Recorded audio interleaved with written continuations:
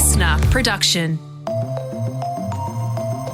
Hello, welcome to The Briefing. It's Friday, the 2nd of July. I'm Tom Tilley, joined by Jan Fran. And today, Jan, we're going deep on the story, the tragedy of Britney Spears. Yeah, the trials and the tribulations. I feel I'm at that perfect age to have followed Britney's career from start to what it is now. Like late 90s when she became a pop starlet. I remember the 2000s when she was a party girl.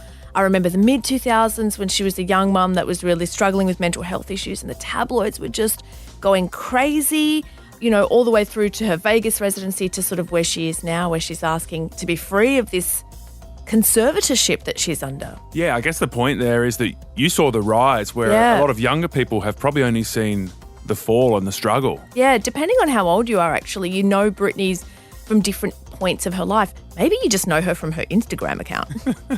Which is great viewing, but there's obviously so much more to the story, a really tough story. So today we're going to explain what the Free Britney movement is all about. It's really hard to imagine from the outside what it could be that requires such a drastic arrangement. There are other ways to manage someone's mental health problems than completely taking away their rights. Yeah, so that arrangement he's talking about there, and that's a US reporter from The Atlantic, is this conservatorship legal arrangement. So we're going to explain what that is and why Britney wants it to end. Before that, let's get into today's headlines. Well, the Prime Minister, Scott Morrison, will leave quarantine today and he's going to leave it for a very tense National Cabinet meeting with state and territory leaders. Yeah, there's several controversial items on the agenda. First, there's the AstraZeneca advice for under 40s, which he gave on Monday night and then started a massive fight with Queensland, who pushed back really hard.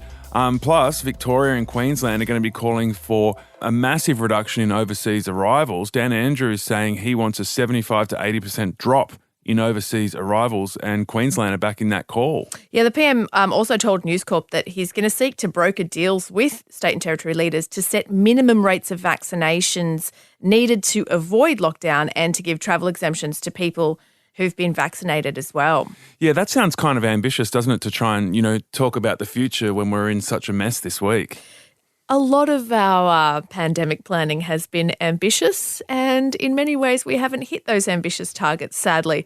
ScoMo's been in isolation for 2 weeks. If you haven't heard from him too much, that's why he's been at the lodge quarantining since returning from the G7 in the UK last month. He has been criticised by Labor, actually, for not making public statements as half of the country goes into lockdown. Instead, he's had Simon Birmingham, the finance minister, out there trying to calm down this fight with Queensland. Here's some of what he said yesterday. The type of scaremongering we've seen coming from the Queensland Premier and the Queensland Chief Medical Officer don't help confidence. They do help anti-vaxxers. Yeah, Birmingham was out yesterday saying that Australia is, quote unquote, at the back of the queue for the Pfizer vaccination. So he's admitted it. So he's admitted it. It's the first time he's used that language. And the PM, of course, for the last 12 months has been saying, we're at the front of the queue, we're at the front of the queue. And now, which we're not. Israel, we're at the front of the queue. America, we're at the front of the queue. We're not. Yeah, which we're very clearly not. But the line still remains that anybody who wants a Pfizer dose should be able to, at the very least, seek one by the end of October. Yeah, and there was a small increase in people under 40 getting the AstraZeneca jab, about 1,500 more compared to last week. So compared to the total daily vaccinations of 160,000, it's pretty small. So my read on that is that there's not a huge number of people going, yep, I'll take it, not yet at least. Yeah, the former PM, Malcolm Turnbull, was out yesterday giving interviews and he called our vaccine rollout the biggest failure of public administration policy ever. That's huge. Maybe that's why there's not too many people taking up the vaccination. And the last of Australia's 80 defence personnel pulled out of Afghanistan in the middle of last month, according to an ABC report from yesterday, but there's still no official confirmation. Yeah, so the ADF website says that they are still in the country. The government hasn't commented on that report so far. Now, the federal government previously announced that Australian troops would be withdrawing by September. They have refused to provide any updates, though, for what they say is security reasons. At the same time, the American troops are packing up their facilities in Kabul, with Jada Thompson from the US Army telling media it was surreal to see American forces leave after being there for almost 20 years. The war has started before I was born, so it's crazy that I get to be here to close it down. Yeah, crazy is one word to describe it. there would be a whole generation of Americans and also of Afghans who've known nothing but war. I mean, we spent 20 years in Afghanistan, and the war there claimed 41 ADF lives as well. And one of Donald Trump's most senior executives has surrendered to police in New York after he was charged with tax crimes. Yeah, the chief financial officer of the Trump organization, Alan Weisselberg, is expected to appear in court today. He'll likely face charges alongside the Trump organization itself over allegations that he and other executives received perks, such as rent-free apartments and leased cars, but that they failed to report them properly on their tax returns. Weisselberg was the longtime lieutenant of Donald Trump and has accused prosecutors of going after him as a way to get to the former president. And William and Harry, the princes there, have united in London to unveil a statue of their late mother, Princess Diana. The bronze statue was erected in Kensington Palace in London, and it was unveiled by the brothers on what would have been Diana's 60th birthday. Yeah, so it's received mixed reviews from critics. This statue sort of features the princess standing with 3 children. Random children? Yeah, random children. And one of them is kind of hidden behind her. There's a boy and 2 girls, I think. Yeah. Do you like it?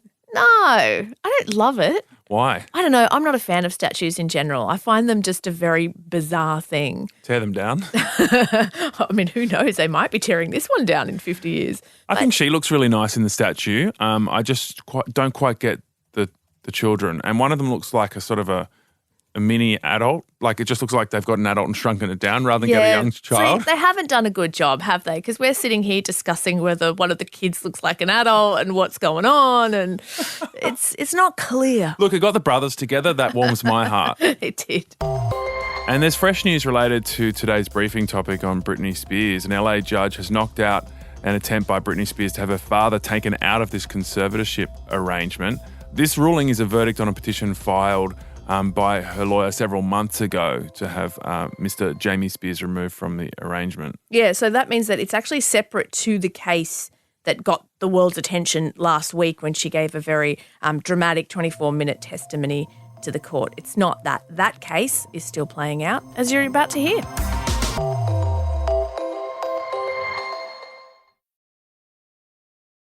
It's Britney, bitch. Brought by ambulance to a Los Angeles hospital. In this briefing, we're going to take you into the world of Britney Spears, from where it all began to now, where she's fighting to free herself from a 13-year conservatorship that she says is abusive. They're really all in on this together, and it's part of a corrupt system that has allowed this to happen. Britney made massive headlines all around the world last week after a 23-minute phone call where she told a US judge that under this legal arrangement, the conservatorship, she'd been drugged, forced to perform against her will, and is being made to continue using a contraceptive, an in-body contraceptive, an IUD, despite wanting to have children. And this was the first time we'd heard Britney herself speaking about this conservatorship. I'm truly shocked at what I heard about the conservatorship. She has expressed that she wants it to end. She's incredibly sweet and I want her to be happy. Yeah, they were Britney fans speaking after Britney made that appearance in the courtroom. What do we want? Free Britney! When do we want it? Now! Well, Britney's campaign hit a bit of a stumbling block just yesterday when a judge in LA denied a previous request to remove her father from her conservatorship. Now, you might be thinking that it's a response to her pleas last week. It's not. Yesterday's decision was actually in response to a request that Britney made last October. Now, at the time, her lawyers said that Spears was afraid of her father, Jamie. What is this American legal arrangement that is called a conservatorship exactly, and should Britney be freed of it? Spencer Kornhaber is a writer at The Atlantic. He covers pop culture and music for The Atlantic. He's been following this one really closely. Spencer, thanks for joining us. Take us back to the time before this conservatorship came into place in 2008. What was going on for Britney? As a lot of people might remember, it was kind of a turbulent time in her life and in popular culture more broadly. She was coming off a really successful streak in the early 2000s, but as she grew up from the teenage pop princess that everyone knew and kind of moved into adulthood. She did things that, people kind of tend to do in their early 20s, like, party and drink and go out a lot and act out against kind of expectations. So she was doing all that, but she was kind of the most famous person in the world. And that was leading to a ton of paparazzi attention, media scrutiny, questions from the press about who she's dating, her virginity, things like that. And it seemed to really agitate her. And it created this cycle where she was sort of openly feuding with the paparazzi who were following her constantly. At the same time, she had a couple of somewhat turbulent romantic relationships. She had 2 kids at a pretty young age. When she divorced her ex-husband, Kevin Federline, that led to a custody battle over the kids.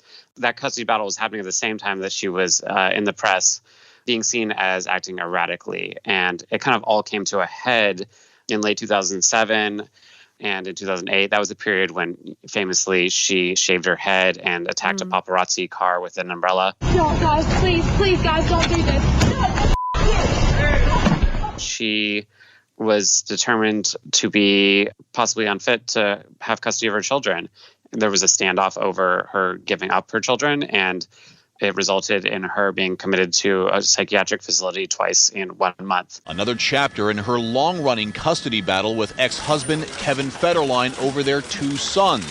Spears was taken by stretcher into the emergency room.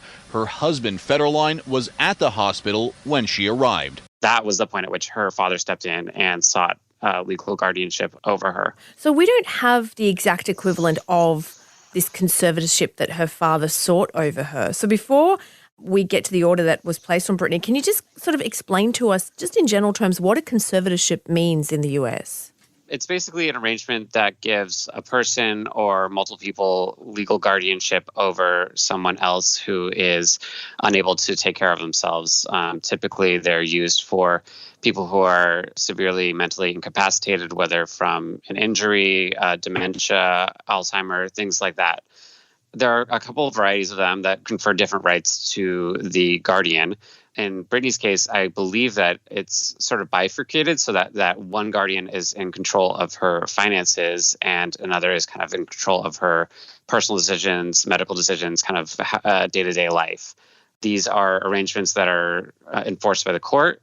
They often are overseen by people who are professional guardians, professional conservators, whose job it is to care for multiple people. The guardians are supposed to be fiduciaries, so they have a legal obligation to make all their choices in the best interest of the person they're conserving. But they are also often compensated. In the case of someone like Britney, who has a lot of assets and a lot of income, critics of these structures say that there can arise a lot of conflicts of interest between the obligation to do what's in the client's best interest and the ability for the guardian to enrich themselves. So did this arrangement make sense at the time, or was it problematic from the start? It's a great question. And there are a lot of critics of this current structure and what's happening with her right now who do say that in 2008, she really did need something like this. And at the very least, it appeared to succeed at calming her life down, kind of regaining a sense of stability, putting her back into regular contact with her kids, and restarting her career. There hasn't been a lot of drama in Britney Spears' world for the past 13 years, and you can say that this arrangement is probably a big part of why. On the other hand, it was clear from the beginning that she did not want this to be happening. She sought to hire her own lawyer and fight her father in court, but a judge ruled that she was mentally unfit enough to even select her own legal counsel. So she ended up not being able to vigorously contest it. And so from the beginning, there's sort of the ethical question of whether this is okay. Right. So she goes under conservatorship in 2008. For the most part, her career seems to, if not recover, certainly bounce back. She tries to get rid of this conservatorship. She's told no by a judge. As we know, a judge ruled overnight that she can't remove her father from the arrangement. That was in regards to a previous plea. But last week's request, which is a separate court filing, is still being considered. In the last few years, we've seen something called the Free Britney movement emerge as well. So can you talk us through when we started hearing these rumblings that something was maybe not right here and that Britney needed to be freed? There's certainly been a contingent of fans who have been saying Free Britney since as early as maybe 2009. Just looking at the facts of the situation and saying, this is, for these fans, they look up to her as this idol, and they see that she was out there performing and having a successful career, and have always just sort of had objections to the arrangement on principle. But in the past maybe 5 years, there's been just a lot more media attention and mainstream attention to what's been happening. It sort of flared up again with a 2016 New York Times story that was just an update on what is the deal with Britney Spears not having control of her own life. But then that sort of escalated a couple of years later when very suddenly she canceled a planned residency in Las Vegas, and news broke of her father checking into a hospital with medical problems. And that was followed soon after by her checking into a mental health care facility, supposedly of her own free will. What she's now alleging is that was the moment when she started to balk at some of the professional demands being placed on her. She told the court that she didn't want to do the Vegas residency, and when she pushed back as punishment, she was committed to this facility. And since then, she has taken some steps in court to change the structure. And for a while, it seemed like all that she really wanted was her father to be out of the arrangement. But very recently, it's come to light that she really wants the whole thing to end and is through with it. So she made that big statement in court last week that got everyone's attention. I think probably one of the most attention-grabbing elements was saying that she didn't even have control to take a contraceptive device out of her own body and have a child. What were the other big claims that she made? Because we've now learnt that her father's come out pushing back, calling for an inquiry into whether what she said in that statement was actually true or not. It was a long speech, came out to like 4,500 words when you type it out, and she was talking fast.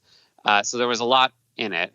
Then the top line is just like, we now know that she doesn't like the situation. Fans for years had been calling it into question, but there was always the sense that you can't really push back against this thing or criticize too much, because it seems like she's basically fine with it. She has always had the legal right to ask to be the conservatorship to end, and she's never exercised that. But now we see that she's wanted out. So that's sort of the top line. But then within that, there's the revelation that she says that she didn't know that she could ask for this thing to end. That's really a sort of baffling thing to hear, and it calls into question the sort of legal advice that she's gotten from her court-appointed lawyer. Other things that she said were about how she was forced. She says she was forced into the mental health treatment facility, and she describes extremely degrading conditions there, saying that she was basically treated like a sex worker. Not saying that she was sexually exploited, but that she was basically forced into sort of 24/7 sort of labor and captivity. She said that she had no privacy there. People watched her change while she was naked. And she says they put her on lithium, which is a much more powerful drug than anything she'd been on, and it essentially impaired her for a long period of time. She also said that she feels that she's traumatized and has lived in denial, and that's why it took so long for her to speak out about the arrangement. Her father, Jamie's asked for an investigation into Britney's claims that she's been mistreated. Now, his lawyers said yesterday in a court filing that he was greatly saddened to hear of his daughter's difficulties. Spencer, where do you see this case going? I mean, will Britney be able to end this conservatorship that she's under? The public still doesn't really know what she's been diagnosed with, what her alleged medical conditions are. They may be, a lot more serious than we know. On the other hand, she gave a very coherent speech in court, and she's been performing for all these years. So it's really hard to imagine from the outside what it could be that requires such a drastic arrangement. There are other ways to manage someone's mental health problems than completely taking away their rights. That was Spencer Kornhaber from The Atlantic speaking there, and I think he makes a good point that anybody listening to Britney's testimony in court would absolutely have empathy with her. and possibly feel like maybe she is ready to be free of this conservatorship. Look, yesterday's decision was probably a bit of a setback. It is in response to a petition late last year, though, so the judge is very much considering her latest pleas and obviously yet to make a decision. So who knows how it'll play out. All right, that is it for today's briefing. Tomorrow, you will have the weekend briefing dropping into your feed with Jamila Rizvi. Jamila, who is on this week? Hey, Tom. I have a feeling you are going to be one big fan of this weekend's briefing. I sat down with former Australian cricket captain Michael Clarke, and we talked about everything from being a professional sports person and the insane pressure, the brutality of the media spotlight that he faced on the field and off the field. We talked about him being a dad to a now kindergartner, and we talked about his dear friend, the late Philip Hughes. Well, Michael Clarke was pretty private, but there was a lot going on in his private life, so hoping to hear some of that as well. Plenty of gossip, plus, all about his career and his family as well. Thanks, Jamila. Looking forward to that. We'll be back Monday with the regular briefing. Have a great weekend.